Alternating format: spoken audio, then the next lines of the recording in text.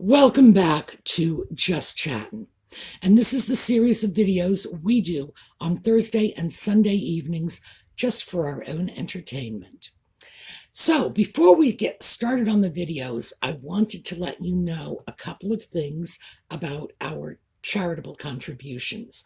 First of all, the support in response to giving our last two donations of 2022 to PTSD resolutions, because with Trevor Colt's station being demonetized on YouTube, they've lost that as a source of income. And they may have become dependent on it. I do not know how much he was donating. I understand it was all of the proceeds from at least some, either it was memberships or maybe the ad revenues. Who knows? He was giving them money. He's no longer in a position to do so. So we are making two of our $100 monthly charitable donations to PTSD resolutions. The response, as I said, was overwhelmingly in favor of this. So I sent it out this morning. It will be £180. So that's just the conversion rate. It's £90 to $100 at this point.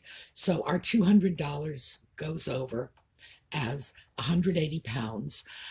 It was a little more than that because I always pay the transfer fees and exchange rates and so on when I have the information available. Sometimes I don't know and therefore am unable to pay it, but I'd rather take care of that than have the charity do it.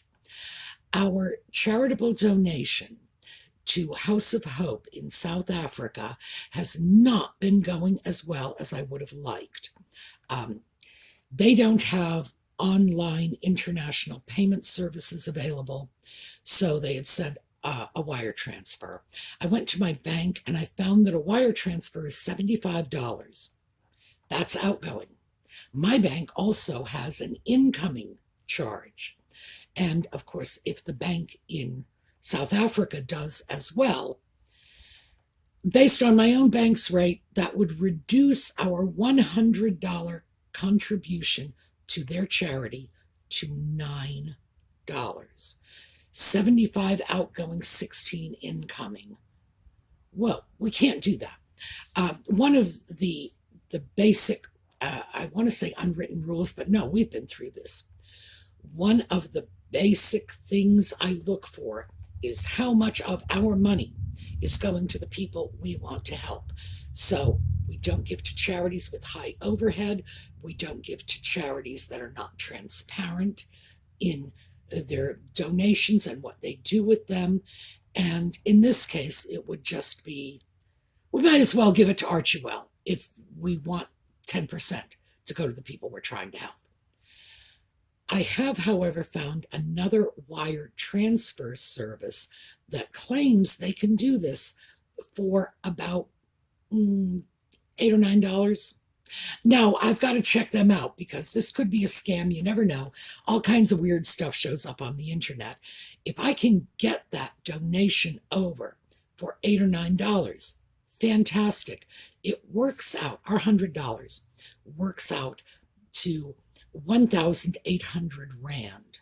So it's a good exchange rate. That's, the dollar goes a long way there. And that would be nice. If I cannot work it out, and I'm going to give myself a couple of weeks to do this, if by the beginning of November I have not successfully made the donation without crazy overhead, we're just going to have to choose another charity. I hate to do that, but we have to find a charity that's capable of taking our money, because it's not as if I can just grab $100 bill, stick it in an envelope, and mail it off to them.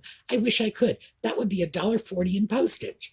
But this has to be tracked for all kinds of reasons, not the least of which is you have a right to know that the money is going where I say it is.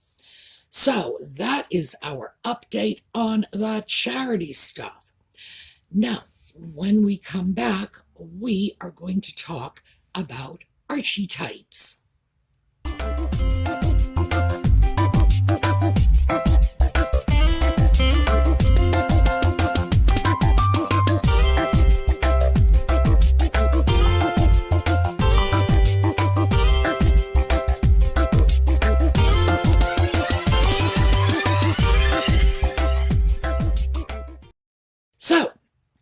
Why is it archetypes and not archetypes? Because the point of this podcast has nothing to do with archetypes, and I will not play along with a game that is distorting the meaning of a word with an actual meaning, conflating it with another word that has the meaning that she is intending, just to humor nutmeg. Not going to happen. She is not dealing with archetypes. She is dealing with archetypes. And now that there's 4 episodes out on this podcast, we can really see it.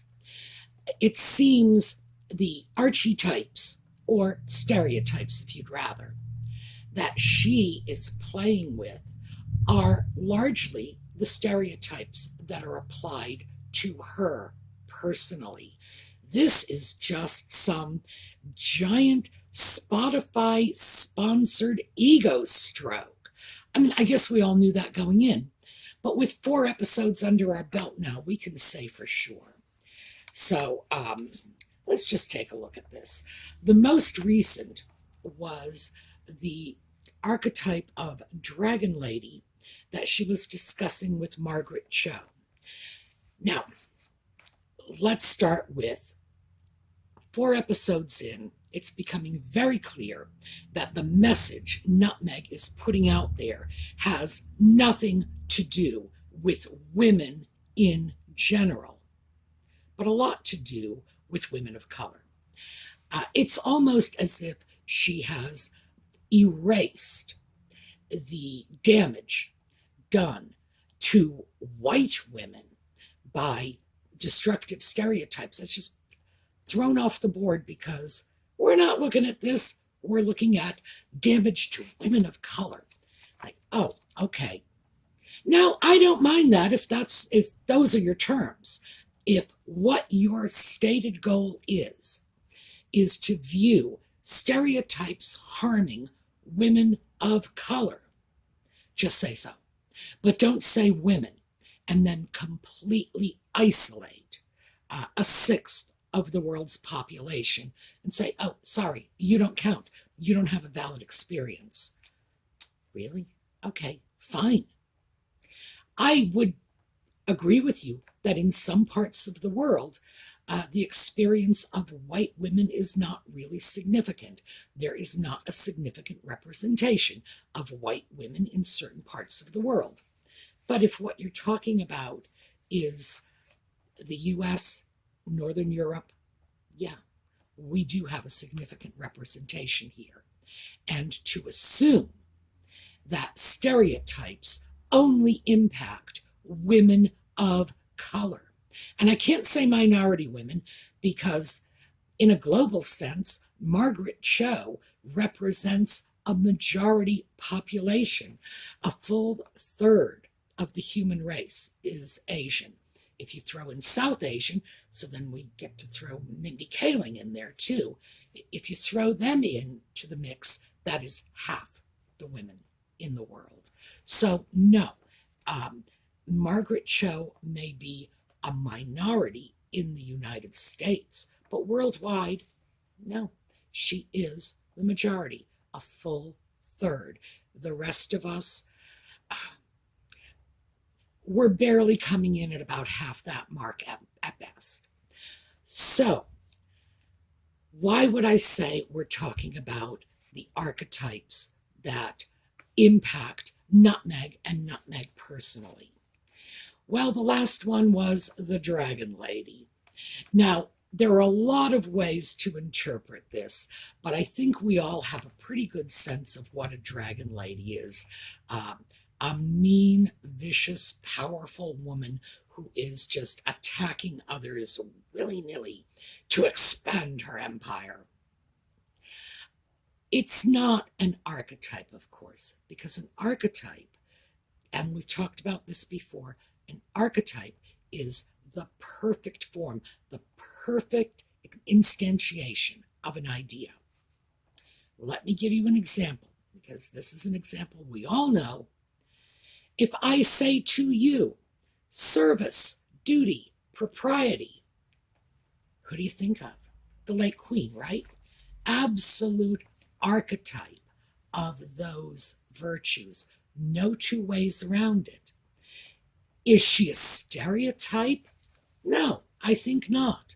There have been a great many queens throughout history, and I do not believe that the late queen was in any way typical or stereotypical of former female rulers. Not even close. She carved her own path. And as I say, hers was, duty, service, propriety, bang. She pushed all the major buttons. That is an archetype. Archetypes are not necessarily positive, but just as likely to be positive as they are negative. They're the perfect form of something. Queen was the perfect form of duty and service. There you go. So that's why I object to using the term archetype, because it's creating confusion that shouldn't be there. So let's go back to our stereotypical dragon lady. I think most of us can see how Nutmeg would consider that to be a stereotype applied to herself. Problem with stereotypes is a lot of them have basis in fact. Ouch. When we go back to previous episodes, when she interviewed Mariah Carey, it was about diva. Diva, by the way, I don't accept as a female stereotype for a number of reasons. First of all, I've used that word and applied it to men. I really have.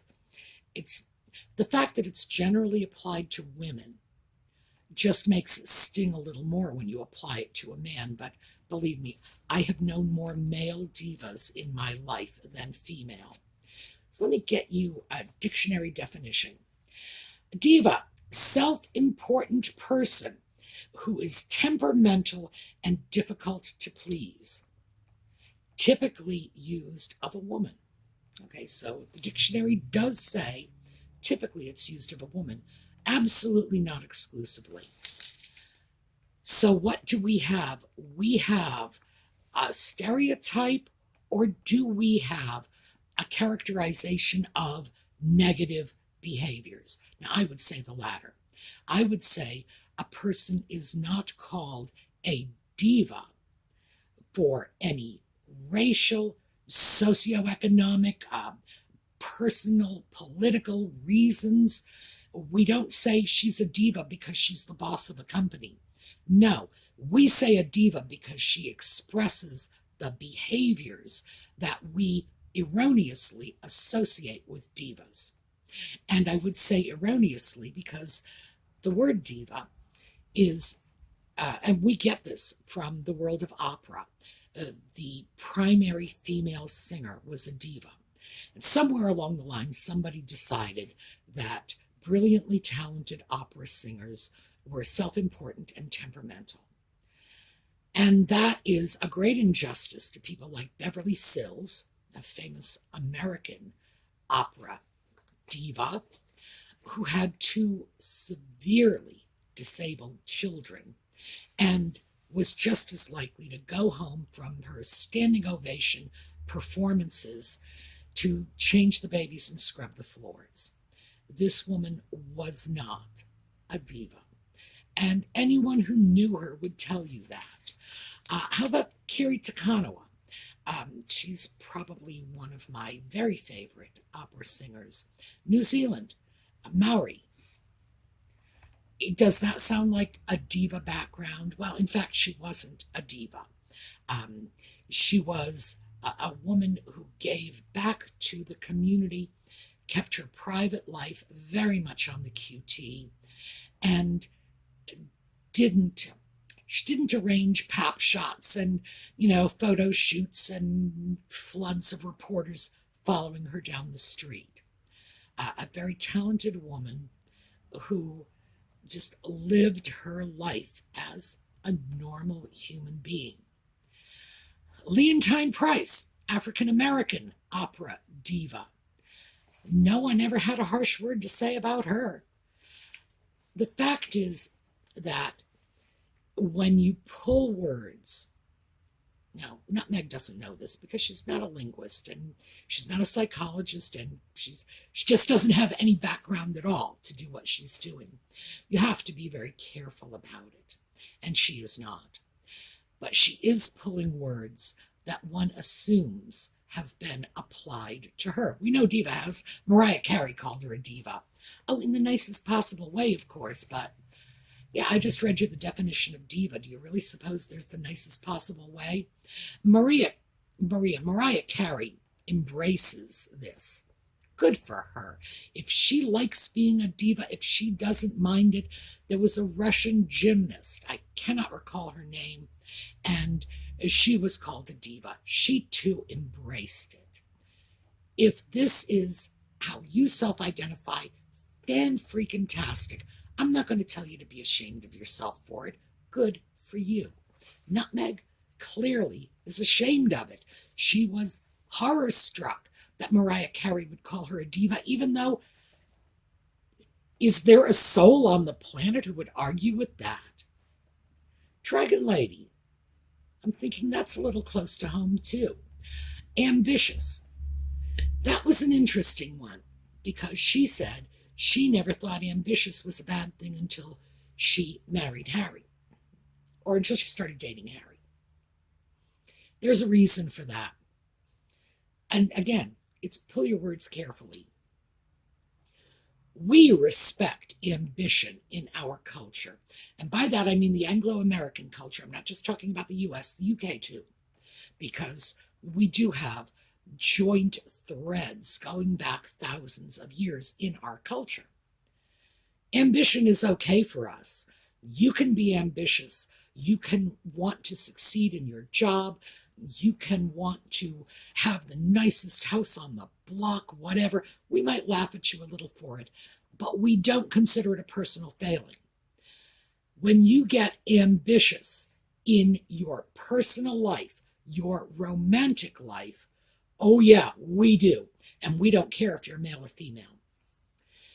If I were to describe a man as dating ambitiously, be honest, how many of you really would interpret that as positive?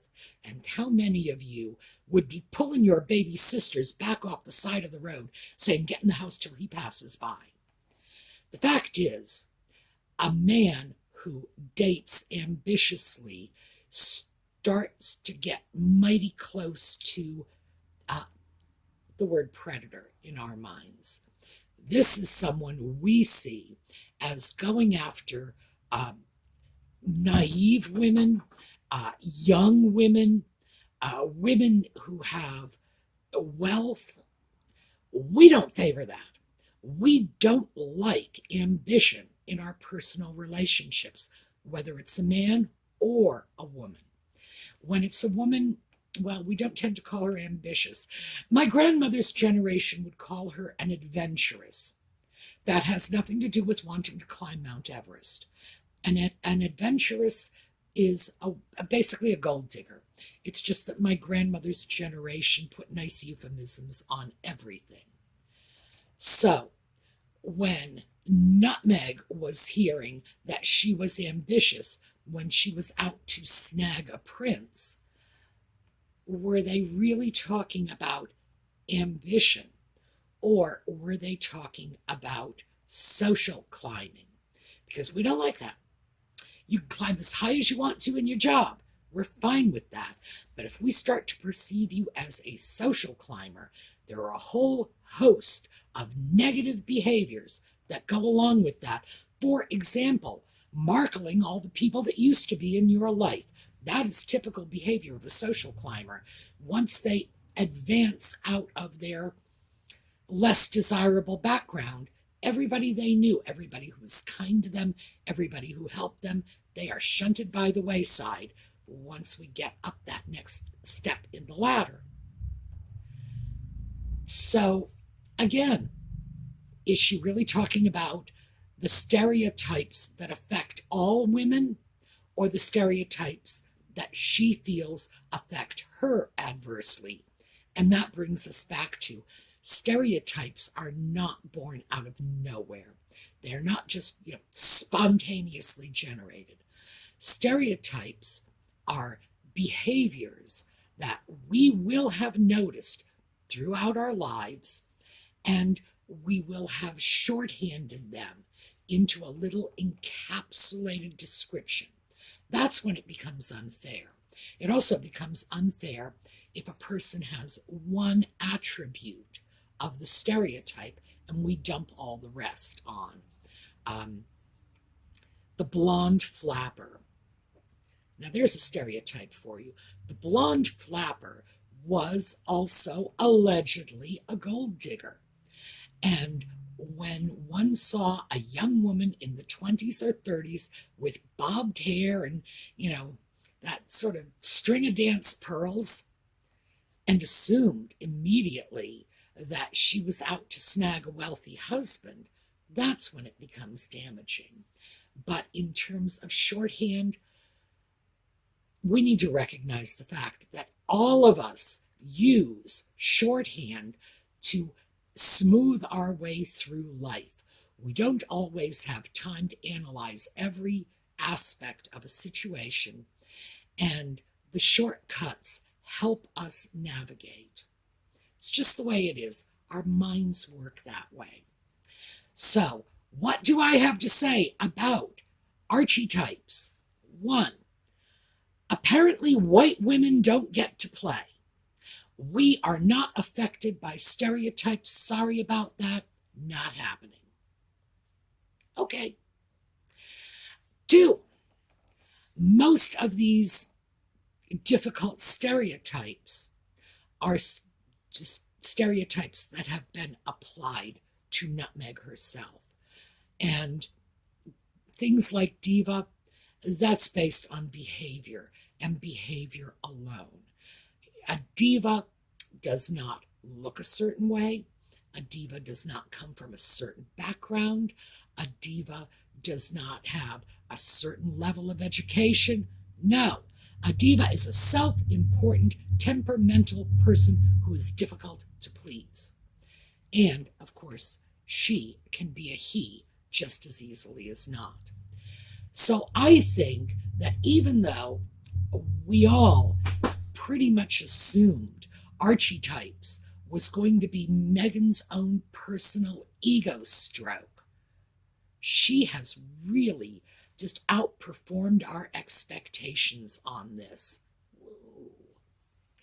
All right, that's what I have for you today, the Archetypes. Oh, and let me also say, I have been, from the beginning, looking for the formula Spotify has used to claim this is a #1 ranked podcast.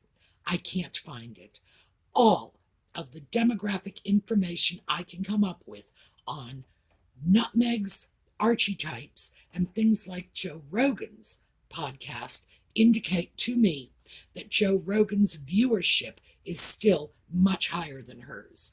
I do not know how Spotify has juked these stats, but they have. And I'm saying this right out.